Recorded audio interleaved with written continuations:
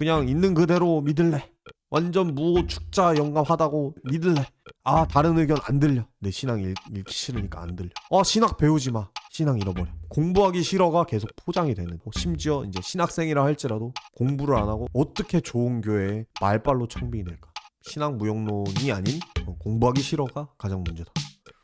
마커스 보그랑 바트어만 책 보고 신앙 많이 잃어버렸어요. 어쩌죠? 감자튀김님이 한국 개신교 적지 않은 신자들이 축자 무호성에 대해서 집착을 보이는데 아우구스티누스의 후계를 자처하면서 완전 축자 무호를 주장한다면 좀 모순이 아닐까요? 네, 모순이라고 생각합니다. 근데 이거는 결국 신학 무용론 때문에 이런 일이 일어나는 거고, 왜냐면 조금만 신학을 읽어봐도 완전 축자 무호 영감서를 받아들일 수 없다는 걸 알게 되거든요. 무호라는 말을 좀 다르게 받아들여야 할 필요가 있다는 걸 알게 되거든요. 조금만 배워도. 근데 이제 신학 무용론이 그걸 막고 있잖아요. 신학하면 신앙 떨어진다. 근데 저는 그 안에 더 깊이 들어가 보면 신학 무용론이라는 말도 저는 너무 거창한다고 생각해요. 너무 거창하고 너무 멋있어 보여. 신학 무용론이라는 말 자체가. 근데 이것의 본질은 공부하기 싫어해요. 신학 무용론의 본질은 공부하기 싫어. 공부하기 귀찮아. 내가 지금 생각하고 있는 것가 전부라고 생각하고 살래. 가 신학 무용론의 본질이에요. 저는 이제부터 신학 무용론이란 말을 쓰지 않겠습니다. 공부하기 싫어라고 할게요. 그게 사실은 가장 문제고, 공부하기 싫어라는 그 감정은 굉장히 공감이 되는 감정이죠. 왜냐면 누구나 공부하기 싫으니까. 공부하기 좋아하는 사람이 어디 있어요? 그냥 해야 되니까 하는 거지. 근데 한국 교회에서는 제가 생각했을 때 뭐 한국 교회, 비단 한국 교회 문제가 아니겠지만 이 공부하기 싫음에도 불구하고 공부를 해야 돼 라는 그런 어떤 당위라든가 그런 이유를 설득하는 데 있어서 아직까지 효과적으로 잘 해내지 못한 것 같습니다. 왜냐면 다른 옵션들이 너무 많아 보이기 때문에. 예를 들어서 정말 영성과 정말 열정, 그리고 통성기도를 통한 신앙, 이런 어떤 하나의 스타일이 확고하게 이제 길로 제시가 돼 있어요. 그리고 그게 되게 좋아 보이고, 한국의 어떤 순복음이 강한 그런 토양에서 나온 건지 모르겠지만 어쨌든 그런 것이 제시가 돼 있고, 심지어 개혁주의 같은 경우에는 한국의 장로교가 지배를 하고 있잖아요. 근데 그 장로교 같은 경우에는 굉장히 말씀하신 것처럼 아우구스티누스의 후계고, 굉장히 장로교 전통은 지적이고, 물론 그 내용에 대해서 저는 동의 안 하는 부분이 많지만 장로교는 그래도 공부하는 이미지란 말이에요. 원래 공부하고 성경의 내적 정합성을 찾고 성경을 정말 열심히 해석하고, 칼빈 자체가 그런 사람이었고, 그래서 신학을 굉장히 중시하는 게 장로교 전통인데, 거기에 약간 오순절 그 순복음이 좀 붙으면서 장로교 교회 내에서도 뜨거운 신앙, 그런 것들이 공부하기 싫어를 이제 정당화해 주는 것으로 쓰이면서 그냥 있는 그대로 믿을래. 완전 무호 축자 영감하다고 믿을래. 아 다른 의견 안 들려. 안 들려. 내 신앙 잃어. 내 신앙 읽기 싫으니까 안 들려. 라는 그런 태도. 신학 배우지 마. 신앙 잃어버려. 라는 태도로 이제 공부하기 싫어가 계속 포장이 되는 그런 상황이 이제 일어나고, 심지어 이제 신학생이라 할지라도 공부를 안 하고 어떻게든 어떻게 좋은 교회에 말빨로 청빙이 될까, 이런 것들을 고민하는, 저는 뭐 평신도로서 그곳에 가본 적은 없지만 저는 실제 신학생들에게 너무나 많은 것들을 듣고, 실제 목회자들에게 많은 것들을 듣고 이것이 팩트라는 걸 알기 때문에 이제 자신 있게 얘기를 하는 거예요. 그런 사람들이 너무나 많고 그런 일들이 이제 일어난다는 거죠. 그래서 사실은 신앙 무용론이 아닌 공부하기 싫어가 가장 문제다 라고 이제 얘기를 하고 싶습니다. 마커스 보그랑 바트어만 책 보고 신앙 많이 잃어버렸어요. 어쩌죠?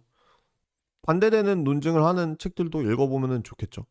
그리고 엄밀히 생각해서 정말로 신앙을 잃은 이유가 그것 때문인가도 좀 생각해 볼 필요가 있을 것 같습니다. 왜냐면은 제가 생각했을 때 물론 큰 영향을 줄 수는 있겠지만, 그런 어떤 기독교에 논리적으로 반대되는 논증 정도를 보고 신앙이 없어진다라고 한다면은 이제 신앙 자체를 조금 다져가야 될 시기인 것 같아요. 왜냐면은 그렇게 하고 정말 그냥 신앙을 떠나고 싶어, 나는 이게 옳은 것 같아 라고 말한다면 말릴 수는 없겠지만, 어쩌죠라고 얘기하는 거는 신앙을 잃고 싶지 않으신 거잖아요. 그렇다면은 저는 그런 책들과 또 반대되는 논증들, 그런 것들. 왜냐면은 마커스 보그, 바터만 이런 사람들의 충분히 맞수가 될 만한 성서학자들도 많이 있고, 그런 분들의 이야기들을 들어보고, 아무튼 뭐 톰 라이트라든지 크레이그 에반스라든지 크레이그 키너라든지 리처드 포컴이라든지 제임스 던이라든지 이런 사람들의 책도 읽어보시고 한번 더 많이 탐구하면서 그냥 다져가 보면은 좋을 것 같아요. 다니엘레님 아까 그렇죠.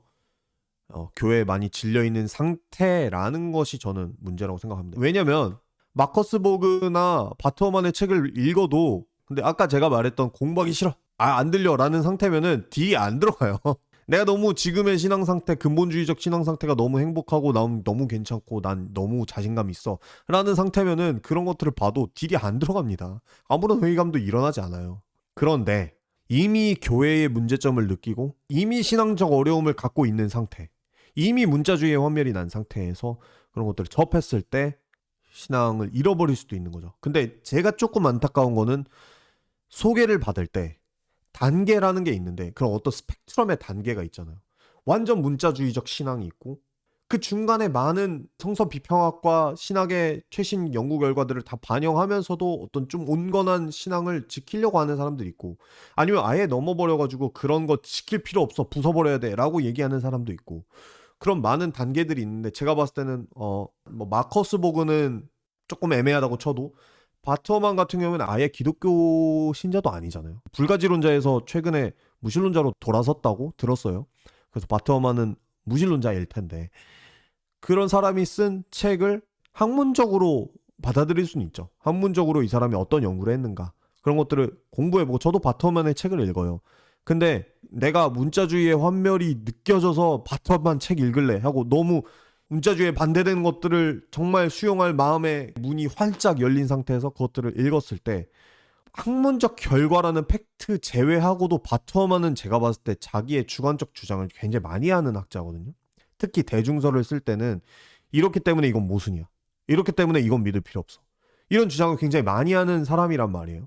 근데 그런 학문적 결과를 넘어서 있는 어떤 주장들까지도 내가 그냥 다 있는 그대로 마음에 꽂히고 받아들여져서 신앙이 갑자기 팍 이렇게 사라질 수가 있다는 거죠. 그런 사람들을 전 너무나 많이 봤기 때문에 너무 안타까운 거예요. 그게 그 중간 단계에 얼마나 많은 좋은 사람들이 있는데 그것들을 좀 소개하는 그런 루트 채널을 좀 잘 찾는 게 중요해요. 기독교를 공격하고 싶어서 비판하고 싶어서 읽는 거는 괜찮아요. 근데 내가 신앙이 흔들리고 있는 상태에서 뭔가 좀 잘 회의하고 잘 믿어보고 싶어 라는 상황에서는 저는 스펙트럼을 잘 선택해서 읽어야 된다 생각해요. 특히 신학책 같은 경우에는. 왜냐면 학문을 충실히 반영하면서도 그런 결론 안 내는 사람들이 많이 있거든요. 그래서 결국에는 그게 점점 단단해져 가면서 이것저것을 보고 내가 판단할 수 있게 되는 건데, 전 그래서 좀 너무 말을 함부로 하는 어떤 유튜브라든지 영상이라든지 글이라든지 그런 것들이 좀 싫은 거예요. 보수적 신앙 자체가 너무 어리석은 것으로 보여지게끔 이제 얘기를 하는데, 저도 물론 그런 모습이 있을 수 있겠죠. 저보다 보수적인 사람들을 좀 이제 잘못돼 보이게 말하는 게 있을 수 있어요. 분명히 그럴 수 있지만 저는 그 신앙의 진심 자체를 부정하거나 아니면 그 사람들이 그 상태에서 마음을 지금 당장 바꿔야 된다라고 생각하진 않거든요. 왜냐면 보수적 신앙의 유익이 분명히 있기 때문에. 그리고 제가 실제로 가장 좋아하는 신앙인들은 거의 다 저보다 훨씬 보수적인 신앙인들이고 그분들에게 배울 것들이 많이 있고, 그렇기 때문에 스펙트럼을 잘 정해서 이제 배워 나가야 된다고 생각합니다. 기왕 회의의 상황에 왔으면 회의를 잘 해보시길 바래요. 잘 해보시면서 받아들일 것을 받아들이고 다져가길 바래요. 거기에 대해서 도움이 될 것들이 많이 있을 겁니다. 우리나라가 역사적으로 어려움을 빠르게 극복한 건 우리의 믿음 덕분이라는 분들이 최근 꽤나 많은 것 같은데, 이러한 관점이 개발도상국의 믿음이 부족하다는 결론에 도달하게 만드는 듯 합니다. 특히 우리가 무엇을 해야 할지 하지 말아야 할지, 하나님 국가, 하나님 나라를 지킬 수 있다는 논리가 지배적인 시기인 것 같습니다. 이에 대해 어떻게 생각하시나요? 굉장히 잘못된 생각인 거죠. 왜냐면은 그 신앙 자체가 그냥 굉장히 기복주의적인 전제를 담고 있는 거잖아요. 하나님을 잘 믿으면 국가가 잘 된다. 개인이 잘 된다를 넘어서 국가가 잘 된다. 그러한 생각이 이제 특정 정치적 입장을 더욱더 공고하게 만들 수 있다고 생각해요. 예를 들어 뭐 미국, 이스라엘 이런 국가들이 하나님을 믿었기 때문에 뭐 물질적인 복을 줬고 뭐 잘 된다. 이런 것들. 근데 이런 것들로는 설명할 수 없는 것들이 너무 많잖아요. 중국이 갑자기 경제적으로 부상하는 거는 뭐 어떻게 설명할 건데. 이런 것들이 뭐 그거는 또 다르게 얘기를 하겠죠. 모르겠어요. 어떻게 얘기할지 모르겠지만 일단 그런 말들 자체가 굉장히 현실과도 맞지 않고 성경적이지도 않고 잘못된 신앙관을 가지게 만들 수 있다고 생각해요. 근데 최근 들어서 많은 게 아니라 옛날부터 그런 말들은 많았어요. 그런 세계관이 인기를 얻는 이유는 굉장히 단순하고 생각하기 쉬워서 그래요. 예를 들어 한국의 경제가 점점 더 안 좋아진다면 거기에 대해서 정말 많은 분야에서 많은 이유가 있고 많은 분석이 필요할 거 아니에요. 근데 나의 어떤 하나의 신앙적인 세계관만 가지고 요즘 한국이 경제적으로 안 좋아지는 이유는 크리스찬들이 적어져서다. 이런 식의 결론을 내버리면은 굉장히 위험할 수 있죠. 그것 자체가. 생각만 하면 모르는데 그것을 발화하고 또 그것을 실천하게 되는 과정에서 굉장히 잘못된 행동들을 할 수 있게 만들죠. 그래서 저는 좋지 않은 일이라고 생각합니다.